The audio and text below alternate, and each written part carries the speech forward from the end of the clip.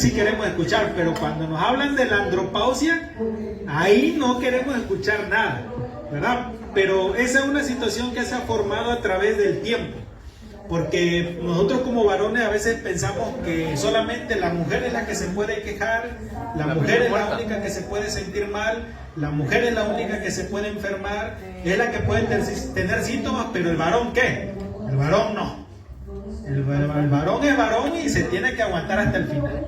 Pero ahorita vamos a abordar este tema de la andropausia y nos vamos a dar cuenta que muchos de los pacientes de la edad que vamos a hablar ahorita están siendo tratados por alguna otra patología y muy probablemente ellos estén cursando con una situación de andropausia.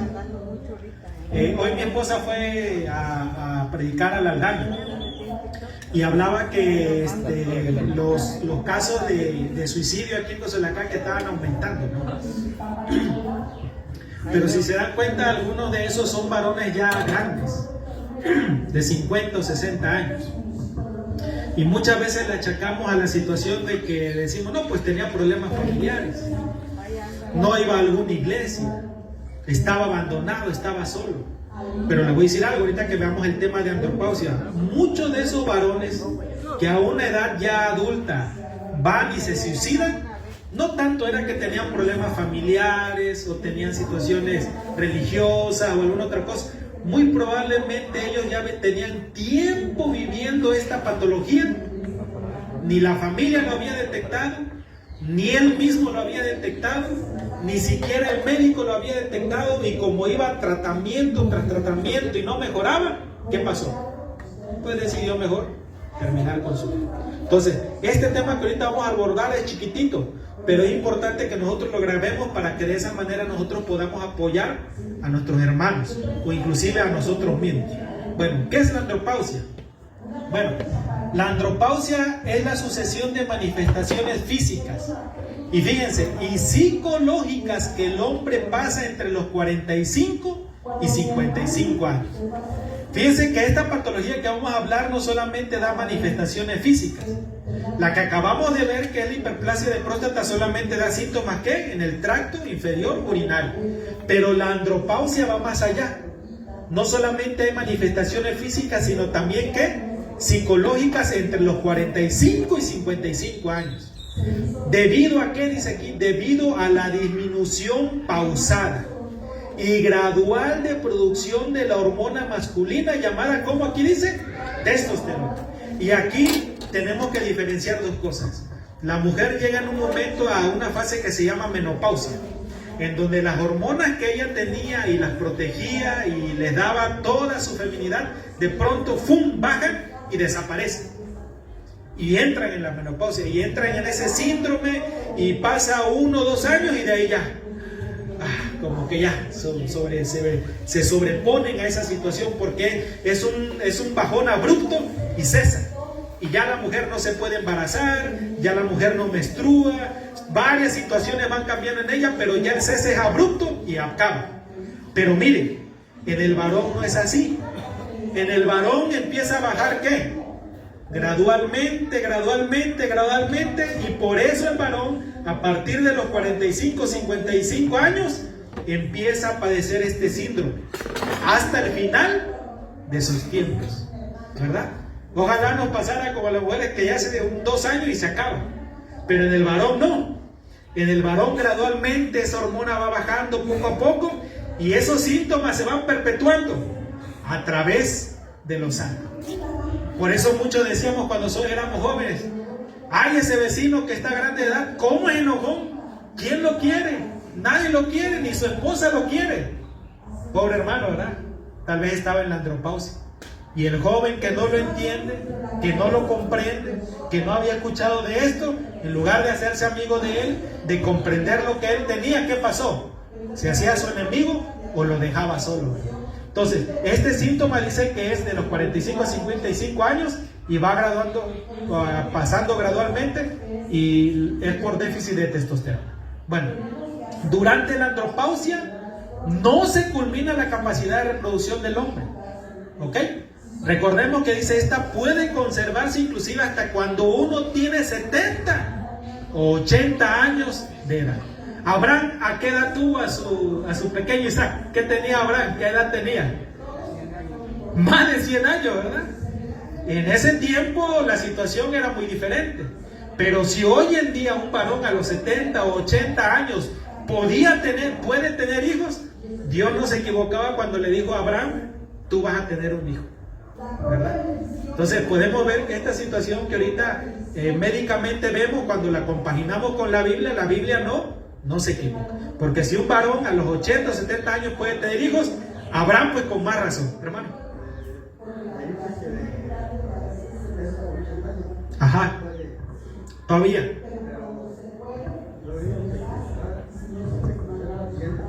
Claro. Sí, claro. La mayor parte de los varones a esta edad actualmente, por el mal estilo de vida, o ya tuvieron alguna situación cardíaca, o ya tuvieron alguna situación cerebral, o ya están viviendo con algún cáncer, o están viviendo con algún déficit pulmonar, o están viviendo con un déficit cardíaco tanto que ya no les permite ¿qué? El poder reproducirse. ¿Ok? Sí, ajá, a ver.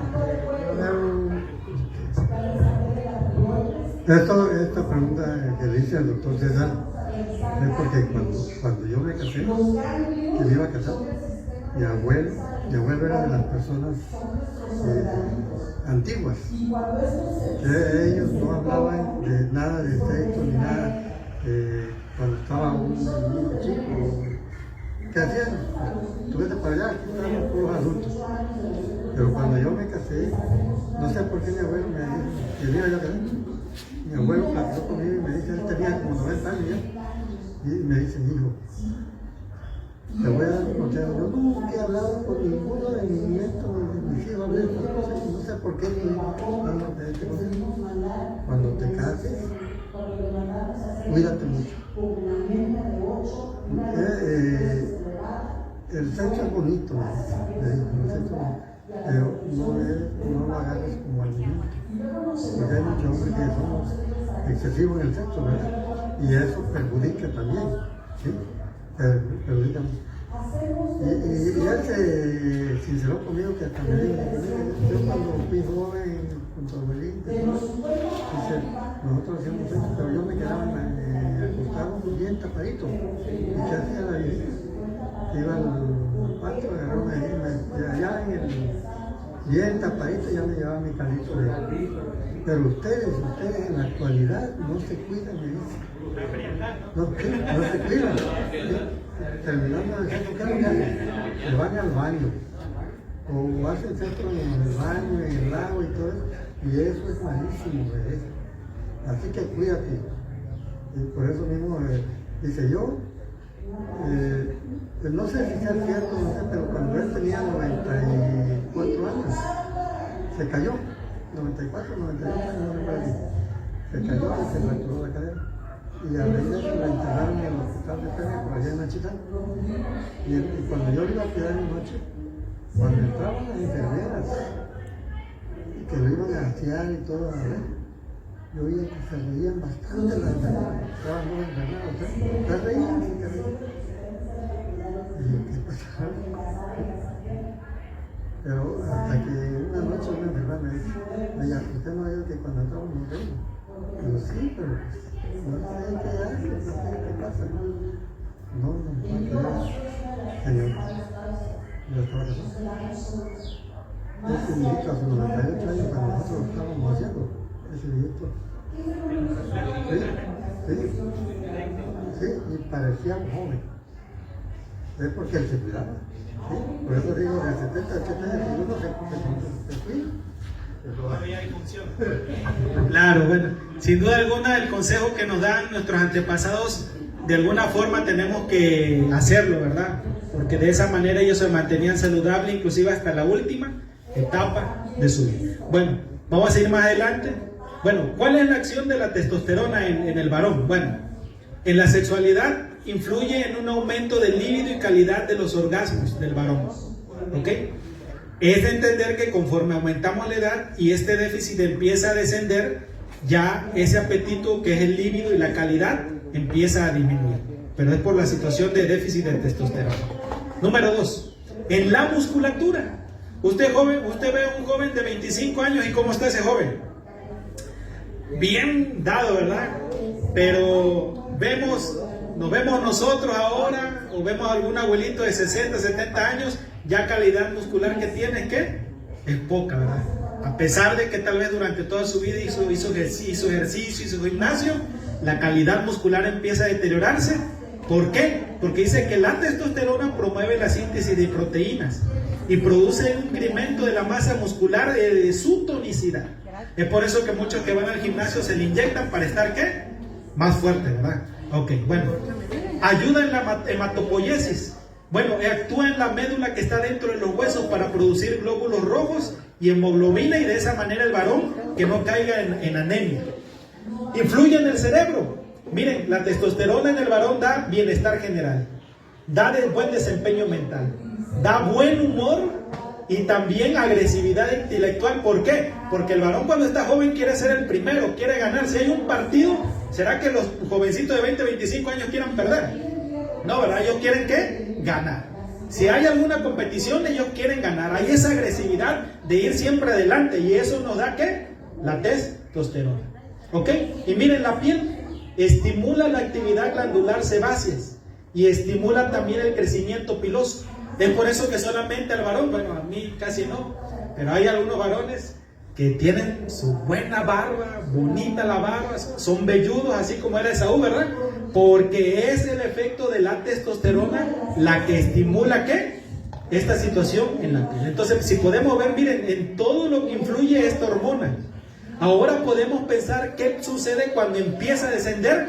Influye en todo lo físico, pero también, como dijimos al inicio, en todo lo psicológico. Ok, miren, estos son los valores normales de testosterona. Y a los 25 años, miren cómo está la testosterona. Al 100%. Pero ya a partir de los 30, 35, se dice que a partir de los 30 años, cada año que aumentamos tenemos un déficit de 1% de testosterona. Eso quiere decir que yo a mis 25 años tenía el 100%, ahorita que tengo 42, réstenle 1% cada uno. ¿Cuánto tengo menos de testosterona? ¿Qué porcentaje? ¿Cuánto? A ver, ¿verdad?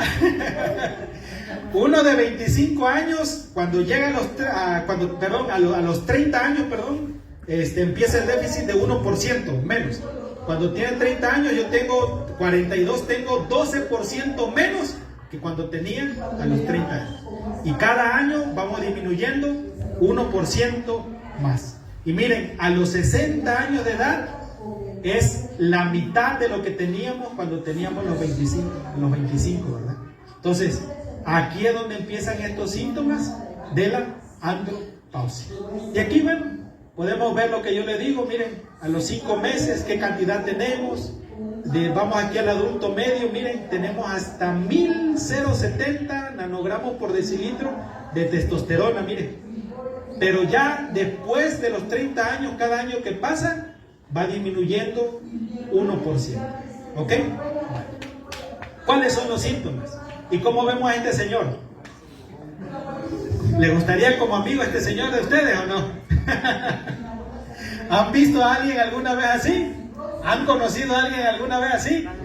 Dice el joven, sí, muy probablemente ese pacientito tenía este síndrome de andropausia. ¿Qué síntomas hay? Bueno, número 1, miren, pérdida del cabello o se vuelve más delgado, irritabilidad, ataques de calor, dificultad para dormir, disminución del deseo sexual, fatiga y malestar general, síntomas de depresión, falta de concentración, pérdida de memoria, fragilidad de la piel, aumento de peso en el área abdominal, pérdida de la masa muscular, y el último dice aquí, dolor ¿qué? En articulación. ¿A quién se le antojaría tener todos estos síntomas, hermano? A nadie, ¿verdad? Pero desafortunadamente muchas personas viven o vivimos con este tipo de síntomas secundarias. ¿A qué? A la andropausia. Y muchas veces nosotros podíamos pensar, bueno, es que me faltan vitaminas, es que no he hecho esto, es que tengo problemas en el trabajo, tengo problemas en mi familia. Pero ¿cuándo nosotros pensamos en este déficit hormonal? Nunca, ¿verdad? Entonces, si nos damos cuenta, y acá nosotros pudimos ver en esta tabla, que ya a partir de los 55 años, miren qué déficit hay, casi un 50%. Vuelvo a preguntar, ¿cuántos de los que estamos aquí que ya tienen 50 años, en algún momento se han hecho algún perfil hormonal de testosterona? ¿Cuántos? ¿Será que algún médico les ha enviado a hacer un perfil? No, porque las hormonas solamente son para las mujeres. Y que a un varón le digan que se haga un perfil hormonal es como una ofensa. Porque dice, ¿cómo va a decir si yo soy varón? ¿Qué déficit de hormona voy a tener? Pero aquí nos dicen que a partir de los 55 años es necesario vigilar ese déficit. ¿Por qué? Porque hay tratamiento. ¿Por qué? Porque muy probablemente muchos de los síntomas que tienen estos pacientes a esta edad son secundarios a ese déficit hormonal. Sí, hay un perfil hormonal masculino, y aquí tenemos un químico que es nuestro hermano Cobias, él no nos va a dejar mentir. Entonces, se pide como un perfil hormonal del varón. Así como hay un perfil hormonal para las damas, también hay un perfil hormonal para el varón. ¿Sale? Entonces, si el médico se lo indica, o si ustedes quieren acercarse a nuestro hermano y con él tener orientación y hacérselo, pueden hacerse. Luego tienen que ir a revisión médica para ver si hay algún déficit y se dé tratamiento. ¿Ok? Pero ahorita vamos a ver. Bueno, ¿cómo se pueden disminuir estos síntomas? Y miren, yo creo que vamos mucho más adelantados que nuestros hermanos que están allá afuera, ¿verdad? Dice aquí, evite fumar y tomar alcohol. Ya eso es algo de ganancia que tenemos nosotros como pueblo adventista, ¿verdad? Bueno, aquí andamos mucho en una cuerdita floja, ¿verdad? Mantenga un peso, ¿qué? Saludable, para disminuir los síntomas. Dieta balanceada, ¿ok? Donde se recomienda un consumo frecuente de ¿qué? Frutas, verduras y consumo de la carne menos maligna, que es ¿qué? Pescado. Y si se puede evitarla, pues mucho mejor. Y esto, hermano, yo no lo saqué de algún escrito de la hermana Elena. Si se dan cuenta, aquí es algo del gobierno 2024 de Veracruz. Y nosotros como iglesia adventista ya tenemos información ¿qué? Desde hace mucho tiempo. ¿Por qué se lo mandó Dios a su pueblo? Para evitar este tipo de sintomatología que ahorita estamos viendo. Y otro, miren, ejercicio recomendable diario mínimo, ¿cuántos?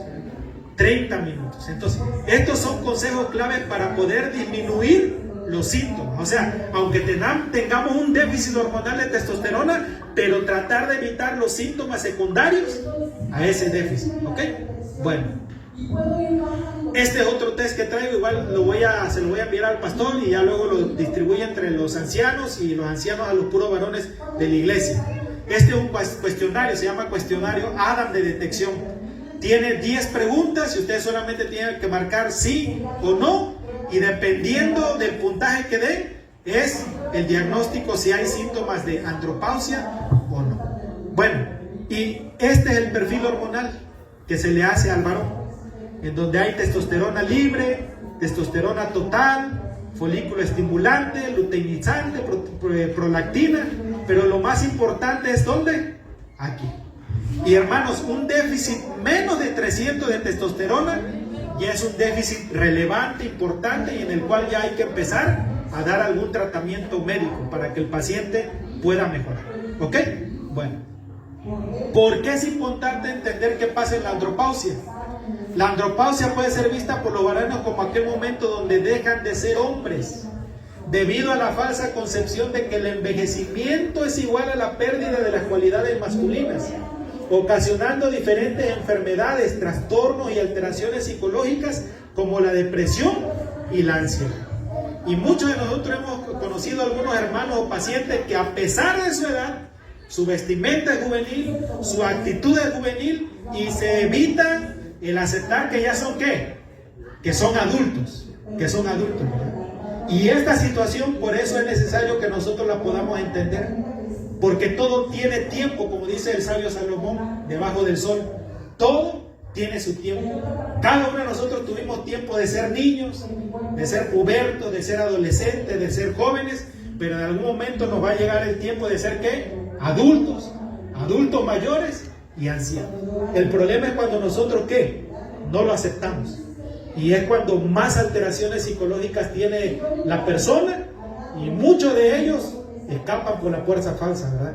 Por ello dice, es de vital importancia entender y conocer todas las emociones que surjan, darle prioridad al cuidado de la salud tanto física como mental, dejando estereotipos y roles de géneros atrás. Esto tampoco lo saqué de algún escrito de la iglesia, son consejos que nos da el gobierno, y fíjense, cosa que nosotros ya de antemano lo entendemos o lo sabemos en los libros que muchos de los colportores nos los llegan a ofrecer y que los tenemos ahí en la casa, pero no lo hemos leído. Y ahí viene toda esa información. Ok, cuando hay un déficit marcado de testosterona, ¿qué hay que hacer? Pues hay que darle el déficit hormonal.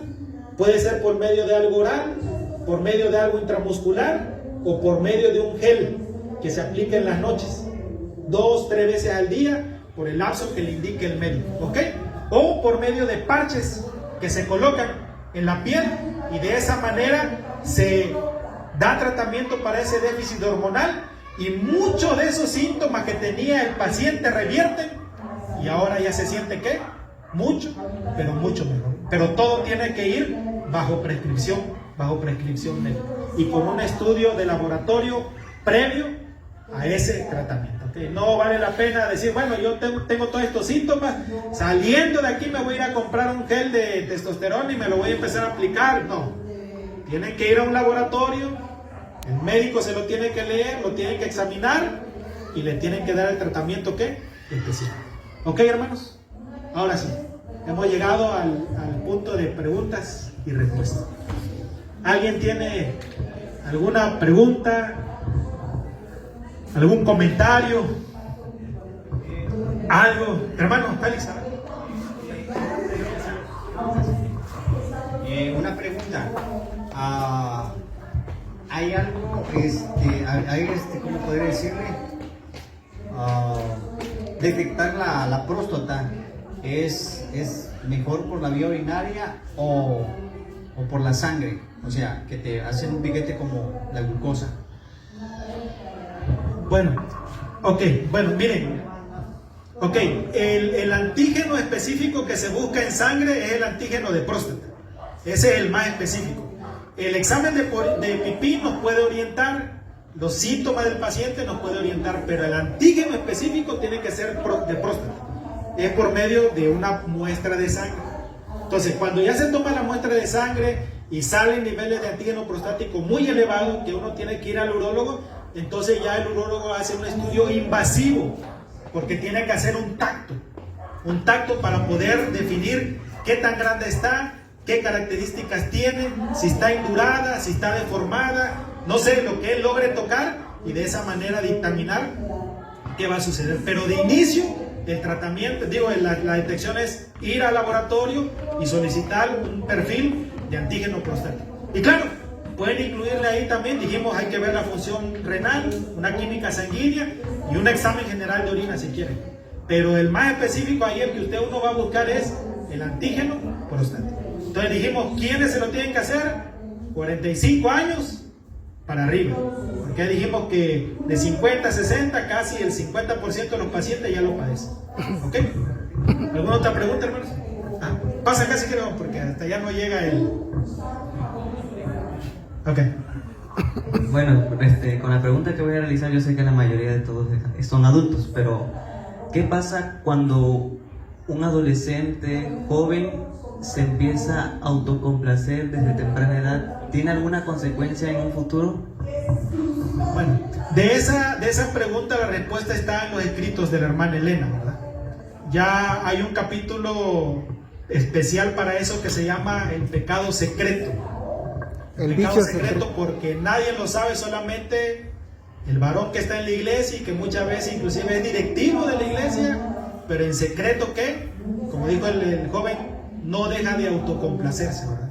Entonces, claro que eso tiene repercusión física, mental, pero sobre todo espiritual. O sea, eso no es una situación de que no está si tiene algún beneficio. Le voy a decir por qué, porque en las redes sociales cuando uno se mete, uno puede ver a alguien que dice, no, hazlo, autocomplácete, porque eso se ha visto que esto y que el otro, y si tú no lo haces y se acumula ahí, te puede salir cáncer y te puede salir... Eso no es cierto, eso no está en discusión. La hermana Elena hizo un capítulo especial donde se llama El pecado secreto, y ahí dice que esa situación de autocomplacencia propia en el pueblo de Dios no debe de existir. ¿Ok? Y ahí vamos a otra situación. Nosotros en la Biblia tenemos un versículo que dice, todo lo puedo en Cristo que ¿qué? Que me fortalece. Y cuando dice todo, es todo. Es todo. ¿Ok? ¿Jesús tuvo un desarrollo sexual, sí o no? Respondámonos. ¿Fue hombre, sí o no Jesús? ¿Tuvo un desarrollo sexual, sí o no? ¿Tuvo en algún momento, ustedes creen que el enemigo no llegó a también en él crear algunos impulsos? ¿Sí o no?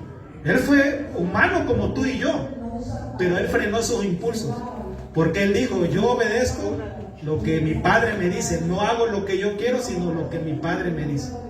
Muchos de nosotros, o muchos de esos hermanos que practican ese pecado secreto, es porque muchas veces piensan que Jesús en ese punto no. Dicen, pues Jesús, ¿cómo? Pero la Biblia dice, todo lo puedo en Cristo que me fortalece. Y cuando nosotros viene a nuestra mente de que Jesús también tuvo un desarrollo sexual como tú, como yo tuvimos, pero Él se mantuvo fiel a la causa de Dios, si Él pudo, nosotros también podemos. Y claro que el hacer esa situación a la larga trae muchas situaciones, claro. Ah.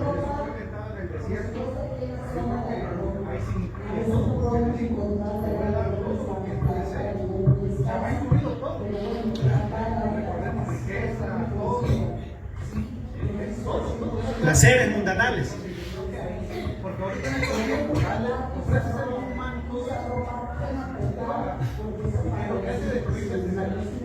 Claro. Bueno, hermano.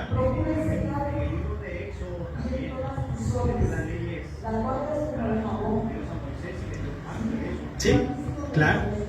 Claro, entonces esa situación no está en discusión. O sea, ahí la pregunta es, no se tiene que hacer.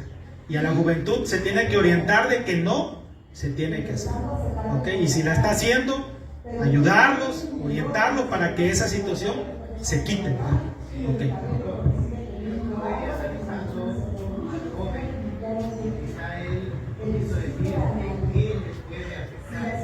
Ok, en cuanto a la situación física, ok, si puede haber alguna enfermedad. Bueno, ok, la situación es que hay una pérdida de fuerza corporal, y también física, y también intelectual, o sea, se arrasa de todo, no solamente una situación orgánica o física, sino abarca muchas cosas, pero como tal, que yo te puedo decir que el que mantiene eso le va a salir un cáncer de próstata o algo así, pues médicamente no está como tal, ¿cómo se llama? Aseverado, pues, o que le va a dar una infección urinaria, o que se le va a agrandar la próstata más que al que no lo hace o algo así, pues no está médicamente comprobado, pero sí tiene un desgaste físico que nosotros lo podemos ocupar para otra situación. Sí, sí. ¿Va a tener problemas cuando tenga una relación de pareja? También, eyaculación precoz. Porque entonces ahí sí va, hay hasta separación por eso. Ok. Ok, bueno. La mayor parte porque para autocomplacerse, pues está la pornografía, ¿no? Y ya cuando uno se casa, quiere simular que todo lo que a través de los años, pues ha visto. Y al ver que no es una realidad, en lugar de tener satisfacción, pues hay insatisfacción, ¿verdad? Hay frustración. ¿Ok? Entonces, acá. Sí. Sí.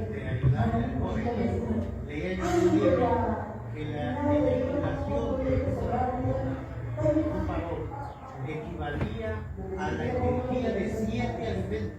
Imagínense. Así que se queda mejor, sale Claro. Claro. Pues claro. Sí. Entonces podemos imaginarnos que esa situación, claro que tiene un desgaste físico, un desgaste corporal y mucho más allá, ¿no? ¿Ok? Hermano, Sí. Horacio. Yo leí en una ocasión que la hermana Huay la invitaron a orar por una persona y ella fue, y cuando ya estaba en la casa de esa persona, el Espíritu de Dios le dijo que no orara por ella, según lo que ella escribió, y entonces le dijeron que por qué no oraba por él, porque pues es algo normal en un adventista orar por un enfermo. Pero ella les dijo que no, porque él practicaba el vicio secreto. Ese es el nombre que ella le dio a ese detalle. Y ella lo catalogó como un pecado, porque eso es una situación que no es normal, no es correcto. Porque ella dijo que si se le restituyera la fuerza que él había perdido porque estaba enfermo, él volvería a ocupar esas fuerzas que Dios le diera renovada para volver a gastarlas en ese vicio. En ese mismo vicio. Y eso le iba a provocar la muerte. Y aparte que era un pecado. O sea, eso es un pecado delante de Dios. Okay. Porque Dios no diseñó esa forma para que el hombre no le provoca descendencia, no tiene, eso solamente es una aberración. Ok. ¿Alguna otra pregunta, hermanos? En cuanto al aspecto de la hiperplasia, de la andropausia, que acabamos de leer, de ver. Sí. Ajá.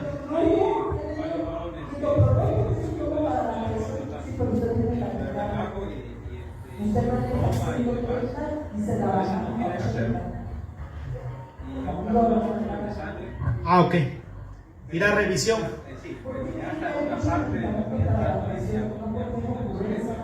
Okay. Bueno, esa es una situación, un tabú que nosotros como adventistas tenemos que quitarnos, ¿verdad?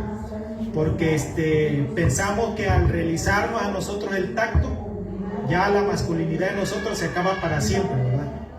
Pero tenemos que sobreponernos a eso y quitarlo, porque es un medio diagnóstico por el cual el urólogo hace esa revisión, ¿ok? O hace esa detección para dar tratamiento.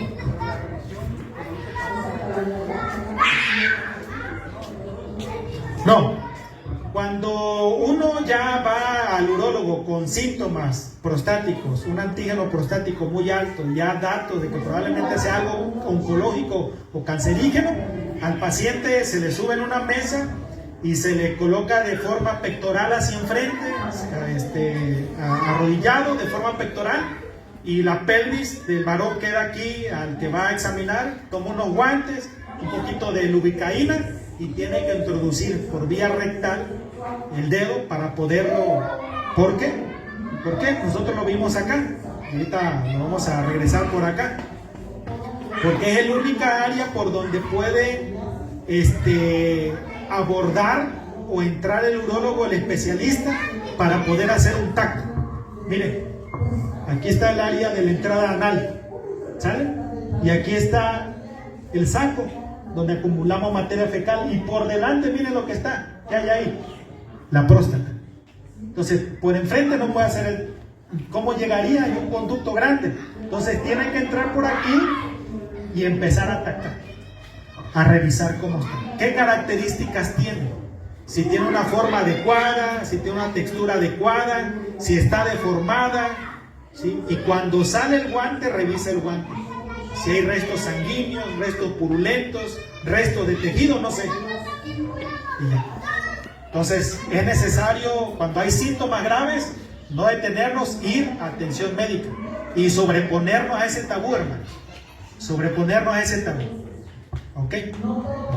Hermano Félix y luego el hermano Síntomas graves. Síntomas graves. ¿Qué dijimos? Un antígeno prostático mayor a 10. Y síntomas graves, ya destrucción urinaria baja. Ahí va a urología y tienen que hacer la revisión. Y dependiendo de la revisión ya les va a proponer qué tipo de tratamiento. Dijimos que puede ser uno menos invasivo, que es por la uretra, o uno invasivo en donde tienen que abrir y entrar hasta la cavidad. ¿Ok?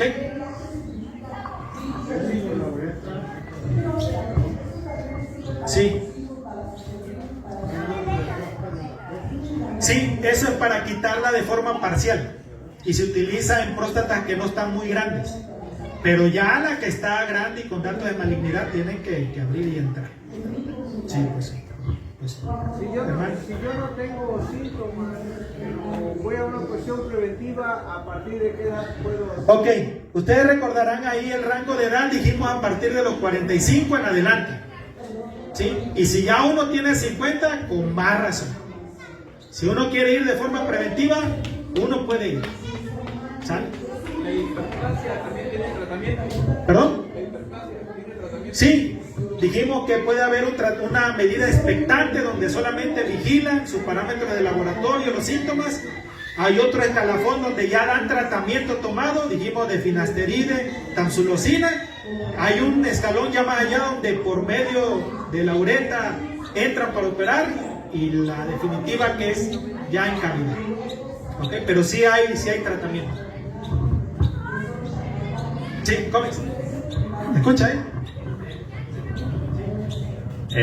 Bueno, un comentario para la audiencia. En la mañana, allá donde estábamos, la invitada decía algo muy importante que pues quisiera retransmitir, ¿no? Que a propósito de la plática y de los dos temas que compartió el doctor, muchas veces acudimos ya al doctor cuando estamos mal. Es raro que cuando estamos bien hagamos un chequeo, como decía él, ¿no? A veces por el costo, no sé, pero no tenemos ese hábito, esa cultura aquí en México. Él mostraba unas cifras precisamente ahorita de un gasto muy grande que tiene el país, es que somos un país muy enfermizo, de obesidad, de glucosa, etc. Y son problemas menores, podríamos decir, ¿no, César?, en la población. Y esto me pone a reflexionar de que en algún momento, no recuerdo en qué libro lo leí, de que Dios espera de nosotros que estemos sanos, ¿no? Porque pues si no estamos sanos, ¿cómo vamos a poder servir a Dios? Y es cierto, o sea, muchos hermanos desafortunadamente no tienen la salud y pues ya no llevan bien a cabo su cargo dentro de la iglesia. Entonces es importante que nosotros tengamos esa parte de procurar nuestra salud. Hemos infravalorado nuestra salud. Yo creo que eso es lo que pasa. O sea, como les digo, cuando ya estamos enfermos es cuando ya a veces vamos al dentista, no sé qué. Había un punto ahí de César, de la andropausia, ¿no? Yo estoy leyendo un libro de psicología y no es malo que tanto que vayamos al laboratorio, un doctor, una enfermera, igual a veces debemos diagnosticar que tal vez tenemos un problema de ansiedad o anímico por esta cuestión fisiológica, ir al psicólogo, eso es importante, para que nos ayude a replantear ese problema, porque muchas veces tal vez no es tanto medicamentos, sino que también aborda otras cuestiones otros profesionales de la salud. Y hermanos, gracias. Y yo creo que aquí en nuestra iglesia tenemos psicólogos, ¿sí o no? Tenemos químicos, ¿sí o no? Tenemos médicos, ¿sí o no? Tenemos, de todo, tenemos de dónde echar mano. Pero muchas veces, como dice nuestro hermano Covis, es ya una situación de nosotros el no que aguantarnos ya hasta el final. ¿Ok? Hermano Horacio. Ajá. Es una pregunta. ¿El levantamiento de pesa podría afectar a la próstata? El levantamiento de pesas. De pesas, de peso. Cuando uno es muy joven, cuando está uno apenas 14. Bueno, ahí la situación es la siguiente. Más bien el levantamiento de pesas, si no es con un buen instructor, lo que puede lesionar son los músculos y articulaciones.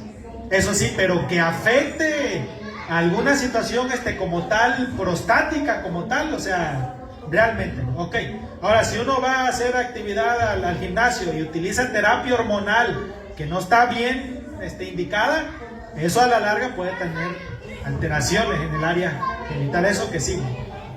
¿Ok? Bueno.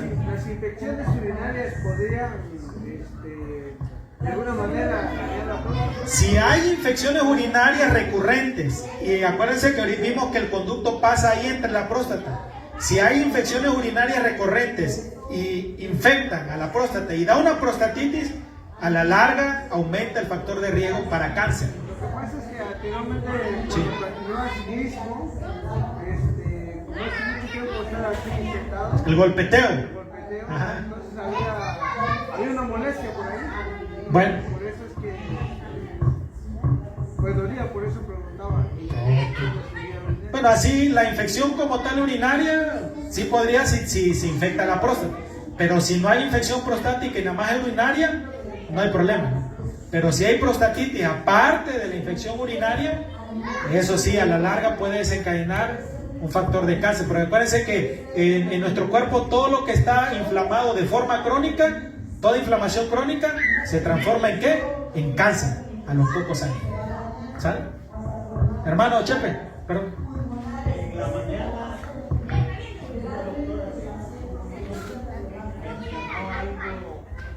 no me acuerdo el término, pero me preguntaba esto: ¿hay alguna manera de detectar alguna falla puro en la pista por medio de nuestro laboratorio clínico? En el punto 6 parece que la doctora, donde dijo lipidez, y entonces que ahí venía algo que mencionó de los dos. Ah, bueno, claro.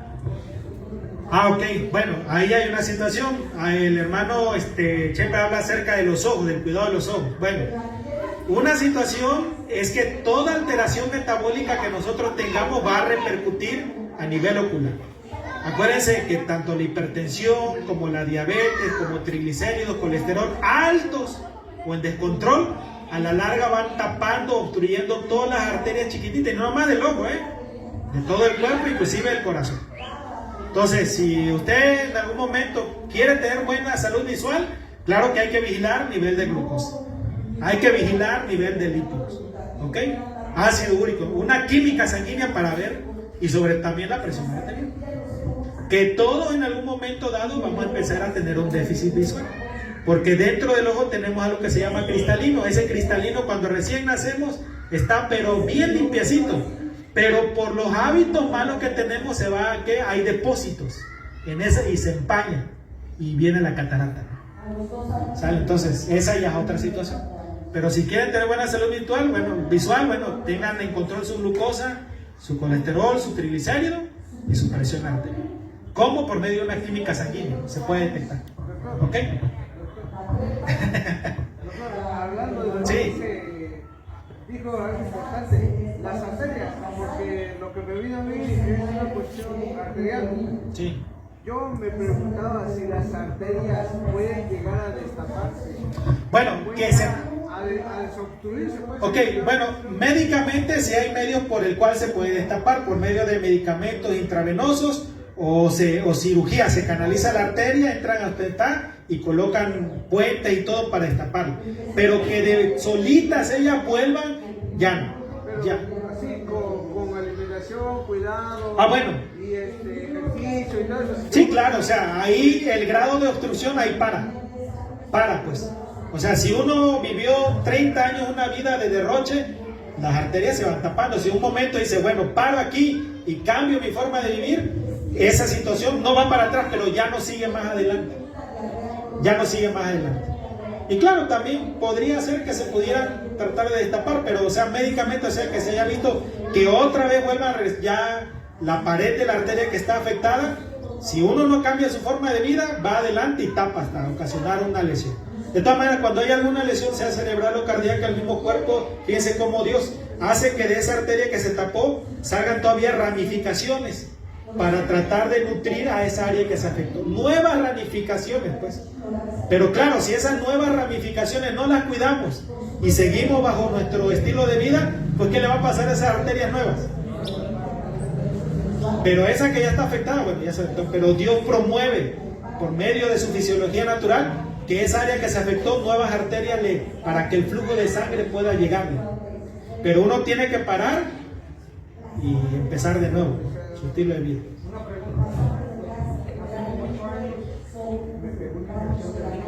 Ajá. Ah, ok. Ajá. Había litiasis de calcio. Ajá.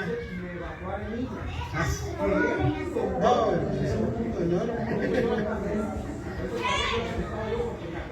Sí. ¿Qué pasa allí? Porque yo desde hace 8 años que Ok. me dijeron eso, que era el chiste que tomé medicamentos, Sí. todo el tiempo, desde hace años. Pero mi preocupación es que me dijeron que como yo sufro sobrecarga, todo se me va a ir. Y que cuando yo ya tengo se me va a ir. Ok. Bueno, ahí hay una situación. Nosotros genéticamente somos diferentes en cuanto al aspecto orgánico. Cada quien es diferente. Hay gente que toda su vida nunca se cuida y nunca le da diabetes. Y hay otros que medio apenas se distraen y ya les cae, ¿no? Igual en cuanto a la patología renal. Hay gente que ya por una situación genética tiene el acumular de hacer depósitos ahí en el riñón de calcio o de ácido úrico. Y entonces hacen arenilla y posteriormente hacen piedras y le da cólico renal o infecciones de vía urinaria. ¿Qué se tiene que hacer? Bueno, si mi problema es la situación del calcio, yo tengo que disminuir esos alimentos pues que me promueven más depósito de calcio ahí. Y tomar ¿qué? Agua natural, jugos naturales y evitar pues todo lo embotellado. Ahora, si ya tengo piedritas ahí en la vía urinaria, bueno, y están grandes y están obstruyendo el flujo ahí renal, hay que ir a ver al urólogo.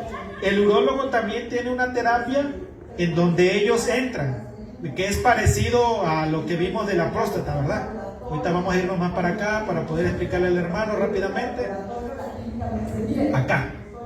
Entonces, cuando acá en el riñón hay obstrucción o hay piedrecillas que se acumulan, el urólogo entra por esta área, pasa la vejiga, identifica el conducto urinario y sube hasta el riñón para que allá arriba pueda ¿qué? Deshacer esa arena o deshacer esa piedra, dejar todo limpio para que ya se resuelva el problema. ¿Sale? Entonces, pero para eso se tiene que hacer pues algunos estudios del paciente, ultrasonido renal, examen de pipí. Si su problema es el calcio, bueno, calcio sérico, a ver cuánto de calcio tengo, cuánto de ácido úrico, una química sanguínea para ver si todavía tengo función renal o ya esas piedras me afectaron la función renal. Entonces son parámetros que se piden antes de llegar con el urólogo y ya el urólogo determina qué tipo de tratamiento se le va a dar. ¿Okay? Pero aquí lo más importante es llevar las leyes de salud, ¿no? Yo creo que eso es lo más importante. No, y es un dolor intenso, hermano. Es un dolor. Sí, hermano, Toto. Porque cuando en el varón se presenta el cáncer de próstata, es más recuperable, se puede decir, en la operación y todo es más recuperable. Ok. Bueno, qué bueno que tocó ese punto. Bueno, cuando las células de la próstata se vuelven ya oncológicas o cancerígenas, el metabolismo prostático es muy lento, hermanos.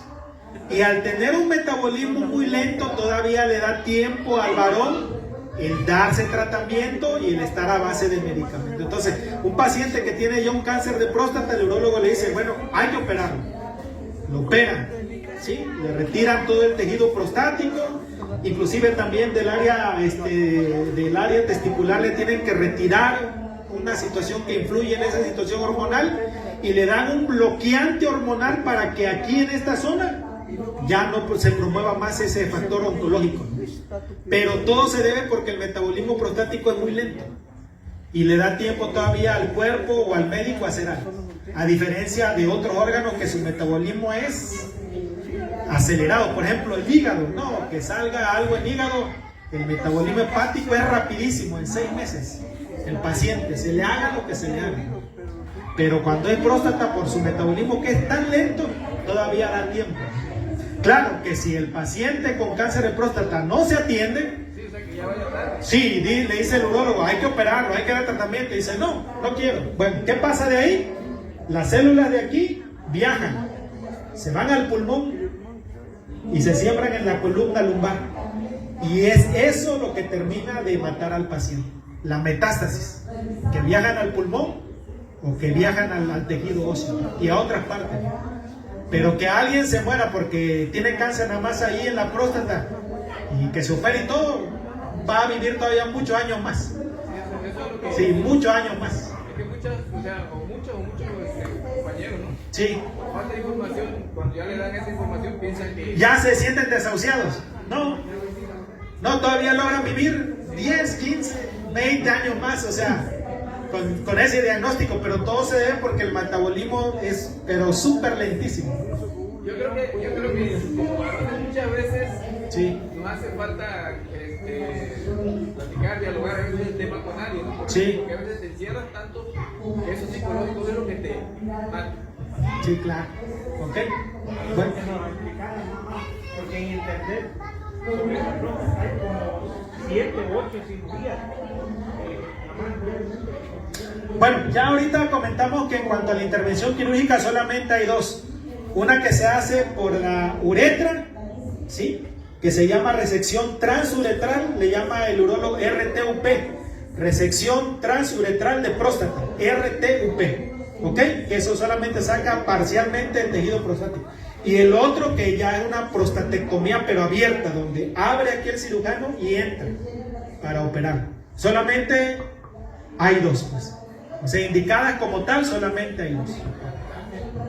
Bueno, ahí la situación de lo del láser aquí en México no hay. O sea, no, si quiere irse a otro en Estados Unidos tal vez, pero aquí no. O sea, aquí las dos indicadas solamente son eso. Pero sí existe. Claro que existe, pues, pero no tenemos la tecnología para hacerlo. Y es sumamente cara, pues. Sí, y pues claro, ahí menos invasiva, menos dolorosa, etcétera, pero excesivamente carísima. Sí. No. Meten una sonda y con otra sonda especial la meten, la sacan, y va saliendo el tejido. Claro, el paciente está anestesiado, pues. Hasta a veces está platicando con él y ni siente nada. Y por acá están, saque, ya cuando no sale nada, infiere el urólogo que ya salió todo el tejido, retira la sonda, mete una sonda urinaria, la infla y ahí se queda. Ya va a recuperación, lo vigilan 2 días, va a su casa, traen la sonda algunos días, de ahí lo retiran y ya. Seguimiento. Esto me le llama como le dicen raspado, ¿no? Sí. Ajá, ese es por medio de la uretra, ¿no? Y la otra es abierta donde ahí sí arrancan todo el tejido. Hermano. Es necesario quitar la próstata definitivamente. La persona puede vivir normal.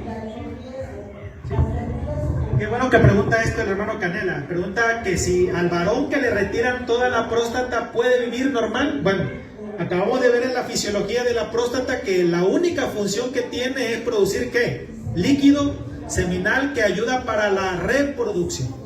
Entonces, el único déficit que va a tener el varón al retirarle toda la próstata es que va a tener problemas de ¿qué? De fertilidad. Pero claro, ya cuando se la quitan, ¿qué edad tiene?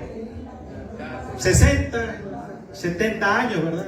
Que aún pudiera tener hijos, como vimos, ¿no? Pero ya a esa edad, o sea, a alguien, al menos que alguien diga, no, pues sí, voy a tener algún hijo, ¿no? Pero ya la compañera que va a la par del varón ya entró en su menopausia y ya no puede quedar embarazada. Pero de ahí en fuera, hermanos, no va a haber ningún otro déficit hormonal. Nada, porque la hormona que nutre al varón viene de más abajo, que es el testículo. Ahí viene la testosterona. Eso, aunque le retiren la próstata a usted, su testosterona va a seguir produciéndose de la forma, claro, en un déficit un poco menor, pero va a seguir. Hermano, sí, diga. Tengo una duda desde hace mucho, que es sobre la vasectomía.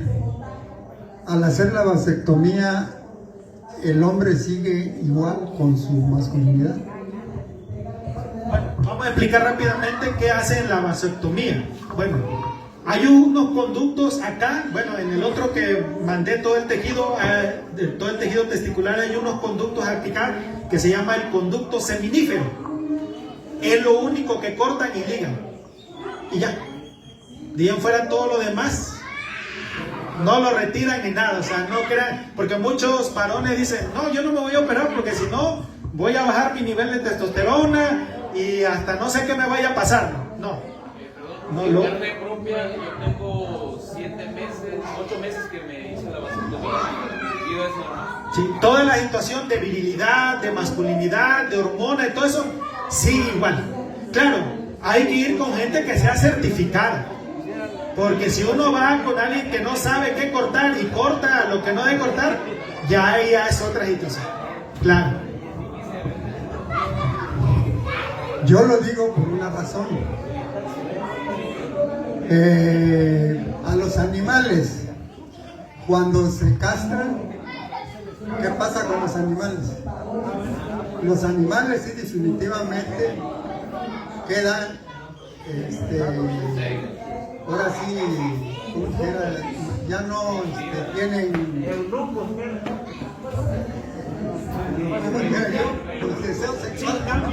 Buscar una hembra, por buscar una hembra. Bueno, hay que definir dos cosas. Una cosa es la castración.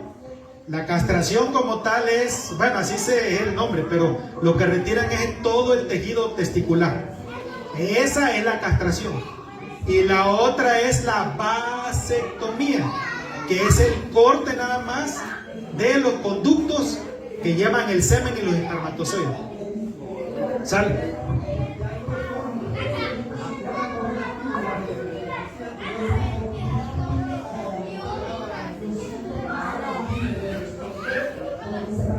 Bueno, pues yo creo que ahí en ese corte se llevaban hasta más tejido, ¿no? La incisión se llama, el corte era, yo estaba cargué 6 garrafones saliendo de la operación, fue una tontería mía, porque no debía haber hecho eso, pero yo al siguiente día yo ya estaba trabajando normal, y sí duele un poquitito, yo soy muy miedoso para las operaciones y todo eso, pero me operaron a las 2 de la tarde, a las 6 de la tarde yo estaba cargando, que no debía haber hecho eso, por cuidado, pero no se siente absolutamente nada.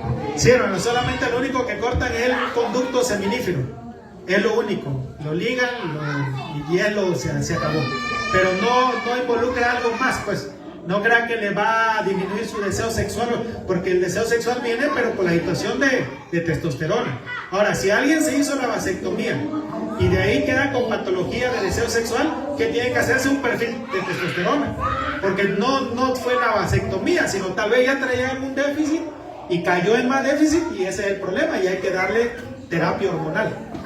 Pero no quiten de su mente de que no hay que hacerse la vasectomía porque ya se va a ir el conducto que corta más es el seminífero y se cae. Sí. Hermano Toto, y ahorita. Lo que comentaba usted, siempre hay personas profesionales, se puede decir. Sí. ¿Sí se acuerda que yo visité por lo de Julio Rosales, no? Sí. El doctor director del hospital de Cosoleguén me dijo, ya tienes todos los papeles y mira, yo te puedo operar, digo también así, pero me dice, una cosa te voy a decir, yo te voy a quitar un testículo. Y me reí, porque yo ya había ido hacerme los análisis de Urólogo. los testículos no están afectados en ningún momento. Sí. Entonces, yo dije, oiga, ya que estamos platicando de eso, ya me dijeron que él me iba a quitar un testículo. ¿Por qué te va a quitar un testículo? Si no está afectado. Claro. Entonces, mucho tiene que ver con las personas con que van. Sí, claro. Y realmente los estudios deben estar completos para que ya esto que me terminaron, como dice el hermano, no demoró mucho en rápido. En la tarde yo salí, no se fue hasta ahorita, gracias a Dios, lo último que me dieron fue encargar en el momento después de Claro. un mes, que ya puede tener una vida normal. Pero gracias a Dios. Ahí está. Es que me caía mal. Mande. Bueno, hermano. Cuando uno se hace la vasectomía, por ejemplo, un muchacho que tuvo ya un niño a los 22 años, se hizo la vasectomía. Por cualquier cosa ándele, ¿se puede otra vez? Bueno, una vez que se corta y se liga, ya no sé. Sí. Por eso aquí la situación es ser consciente cuando uno se va a hacer una cirugía, ser consciente a futuro, ¿no? Y decir, bueno, sí, claro. Sí, es el conducto seminífero. Es un conducto seminífero. ¿Sale? Entonces, digo, o sea, ya una vez que uno se lo hace, no. Ya no claro que ahí lo que se hace también normalmente es cortar el conducto seminífero, y al varón se le explica que todavía tiene reserva ahí más arriba y se tiene que cuidar unos meses. Luego se le puede hacer un conteo de esperma y ya cuando esté en cero, pues ya. No me dicen 3 Sí. conteos de esperma porque Sí. ha pasado que te cortan, Sí. o sea, te operan, te hacen la vasectomía y embarazas a Pero no porque otra vez el conducto se pega, sino porque hay reserva de espermas todavía más arriba. Sí. Sí. Yo creo que no lo operaron, yo creo que nada más le cobraron y ya. No, Cuando hay falta de testosterona, ¿se puede reemplazar? sí, dijimos que hay parches, hay geles, hay intramuscular y hay oral, pero es dependiendo del déficit y los síntomas. Hermano, allá, sí. Era el comentario que mencionaba que tendría que esperar un tiempo para hacer la cuantificación, nada más era un comentario. Sí, hacer la cuantificación y ya cuando esté libre, ya. Está dado de alta, ¿no, pastor? Bueno, los síntomas son muy similares a la hiperplasia, muy similares. Pero aquí el único diferencia es el antígeno prostático, dijimos. Un antígeno prostático más de 10 ya es un indicio de que muy probablemente ahí en próstata haya algo maligno. ¿Sale? Entonces, por eso es necesario 45 años adelante, cada año, antígeno de próstata, sí, de preferencia cada año. ¿Ok? Pues hay que... Hermano.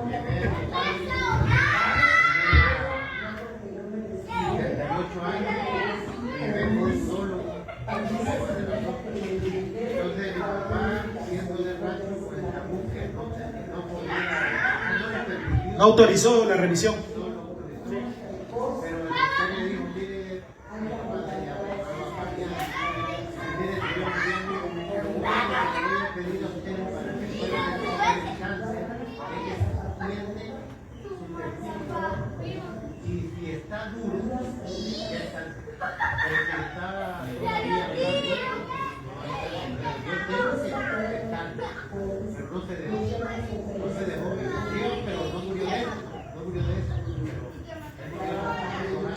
Otra patología. Claro. Claro, y dijimos que ahí por la cercanía que tiene abajo con el área testicular, con el área rectal, va a haber síntomas agregados, ¿no? Va a haber síntomas. Ok. Hermano Horacio. Aquí son las 6:22. ¿A qué hora? Sí, hermano Horacio. Una pregunta es acerca de un mito. Yo leí y he escuchado acerca de que la Coca-Cola provoca infertilidad tanto en el hombre y la mujer. ¿Qué hay de cierto en eso? Sí hay. Bueno, la situación de la excesivo. Coca-Cola, sabemos que eso nos va a descontrolar, nos va a hacer un descontrol metabólico por completo. Y yo creo que es el trastorno metabólico lo que realmente le da la patología de infertilidad al paciente. Porque al tomar Coca-Cola elevamos niveles de lípidos, de glucosa, hay obesidad, hay, o sea, una situación y quién sabe qué tantas cosas más traigan, ¿no? El ultrasonido blando es más claro que ¿El qué, perdón? Ultrasonido blando. es más claro para verte adentro. Bueno, la máquina de ultrasonido, o sea, no como tal blando, no la había escuchado. O sea, ultrasonido blando no. O sea, cuando uno va a una revisión de ultrasonido, es dependiendo del traductor que utiliza para revisar. Claro, hay traductores que abarcan una zona y unos más profundidad. Dependiendo del traductor que utilice el radiólogo, va a ser la calidad del ultrasonido. Sí. Yo fui, me lo hicieron ahí en Santa Clara. Sí. Todo era muy claro en cuanto a los órganos, ¿no? Y a los Sí. que estaban invadidos, pero... Sí, ahí también depende de que vaya con un doctor radiólogo certificado para que le haga el ultrasonido de elección. Y ahí depende del traductor, es lo que se conecta para poder ver. Sí, hay varios traductores, unos chiquitos, más grandes, y es el radiólogo el que elige qué traductor usar. Bueno, pastor, creo que hemos terminado. Estuvo bien nutrido los temas, ¿verdad? que